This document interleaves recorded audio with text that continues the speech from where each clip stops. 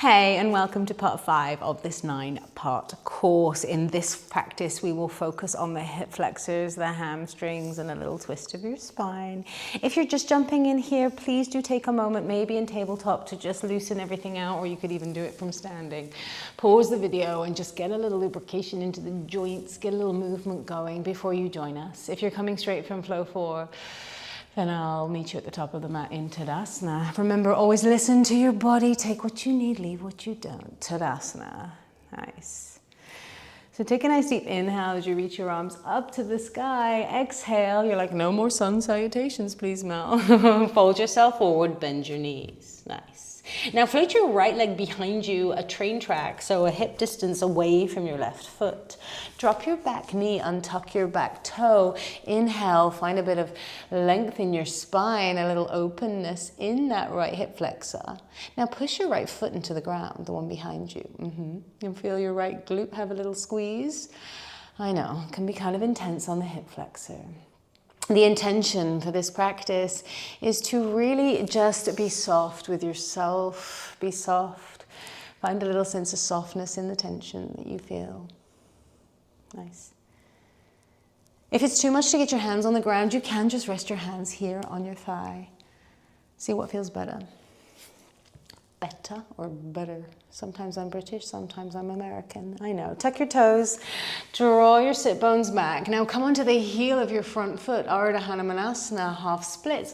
Send your tailbone and tailbone back and imagine a straight line from your tailbone to your crown. Now really flex the toes, yes. And now almost like isometrically drag this heel back. Feel deep opening into the underside of this leg. Imagine you're trying to scoop that thigh bone back into its hip socket. And if you'd like a little wave of your toes side to side, you're going to feel some slightly intense sensations. Again, find that sense of softness with the deep opening here in the back of the leg. Nice. And then as you come forward, ground that foot again as we come into a little twist here. So the right hand comes forward, and if you're happy to come up onto the pads of your fingers, make that little spidey hand. Gives you a little more lift. If that doesn't feel good for the fingers, you can make a fist. But either way, bring it forward a little. That's just going to give you a bit more space to twist. Your left hand comes to your belly, and keep that connection as you rotate your torso to the left. Nice. Now slide the hand up to your chest, and rotate the upper part of your spine. Nice. Now hug the midline with this left knee, and then if you're happy to extend your left arm out, imagine a straight line from wrist to wrist. So it's kind of diagonal because your front arm is forward a little. Now if this is good, stay here and breathe. Maybe look to your top hand. If you're happy to float your back knee off the ground into a crescent, that'll tend to fan your left thigh out, draw it back in, and reach. Squeeze your right glute, drive your right heel to the back of your space, look to your hand, and know that this is not an easy pose. Find that little sense of softness with it.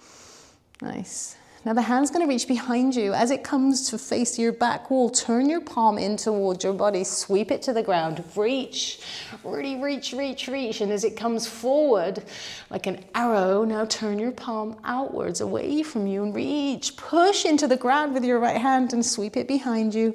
Palm turns into you here and then finds the ground. Drop your back knee. Walk yourself back, come onto your heel. Imagine this cow back here as you really draw your collarbones wide, your shoulders draw back, flex that front foot, and then come forward. We're going to step to the top of the mat. Are you ready?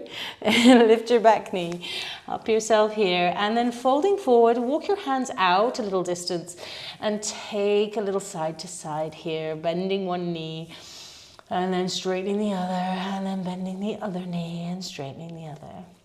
Look to the ground, check in on any tension in your neck. And then slowly roll your spine up to standing.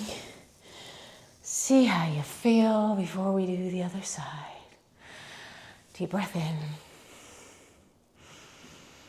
Long breath out.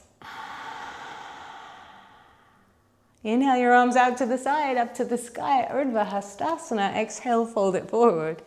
Bend your knees till your hands find the ground. This time your left foot steps back, hip distance apart. So on train tracks, not a tightrope.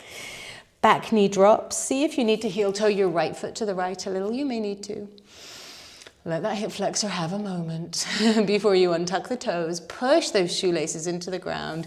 And now imagine that quality of a straight line from your back knee to the crown of your head.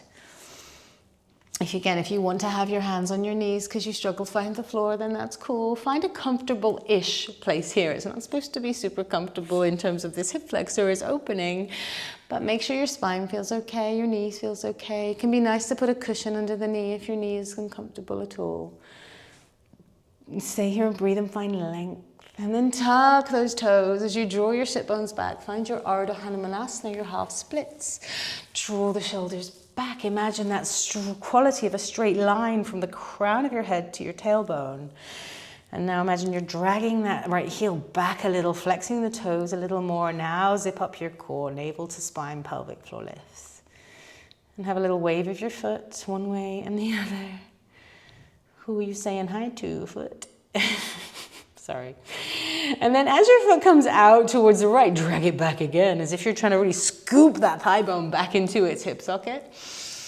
Find that little quality of a cow back, where you're arching the back slightly. Is going to get even deeper into your hamstring, your glute. Oh, have a little squeeze, flex your toe towards your nose again.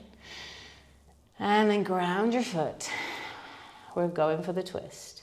So left hand comes forward a little, and if you want to take the spidey hand, so you've got up onto the pads of your fingertips, or if you want the fist, just gives you a little more height. Now back toes are tucked. Right hand comes to your right belly. Your right belly? Have you got a left belly? Your right hand comes to your belly and rotate your torso to the right. Sorry, I make myself laugh. I hope I'm making you laugh too. And then slide that right hand up to your chest.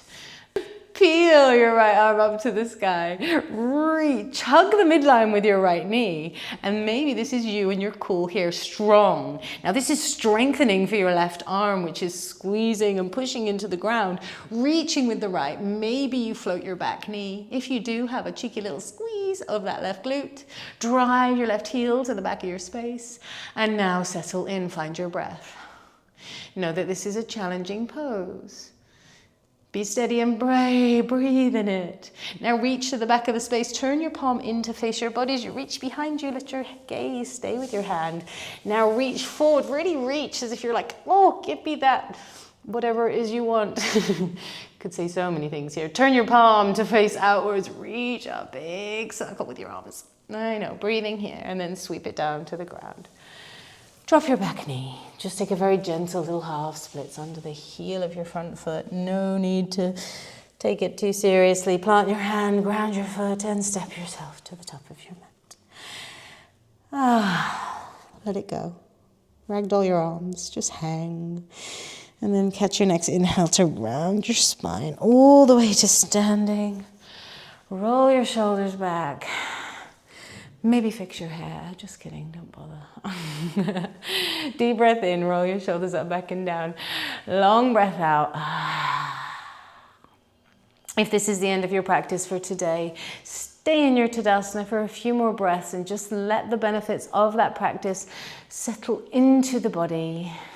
If you're coming with me for the next flow, I will see you there. But either way, thank you so much for being here. Wishing you a beautiful rest of your day.